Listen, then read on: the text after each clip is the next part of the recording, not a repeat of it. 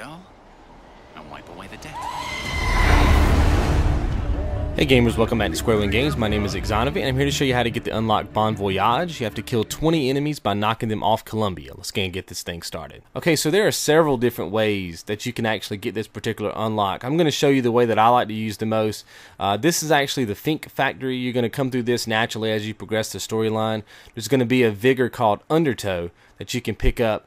And it's really good way to be able to get this unlock really fast. I'm showing you there that you can like shoot people off the edges with like your shotgun or some other powerful gun, but the real good way is to just use Undertow. You can see there that in the left hand side of the screen when I push somebody off, it gives me credit.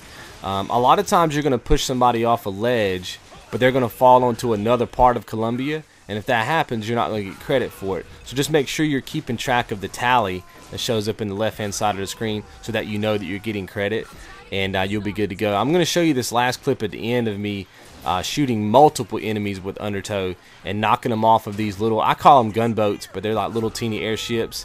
And because there's no framework around the airship, right? There's no like rails or anything. They go off real easy. Like watch this. You can just kill like 5 or 6 of them at one time, and there's all these sections of the game with these little gunboats in them, and you can just walk up to them, push them off. In fact, right after this part of the game, this is actually near the end of the game, there's just an actual gunboat sequence where you can just keep going from gunboat to gunboat and knocking them off the edges and jumping back onto your little gunboat or airship or whatever you want to call it. So it's pretty neat. So just keep all those tips in mind. Undertow is probably, I'm not going to say it's the best way, but it's the way that worked for me. But there's so many variations on how to get this particular unlock. It's really up to you, but it's not that hard to get as long as you're focusing on it. So just keep all that in mind and you should be good.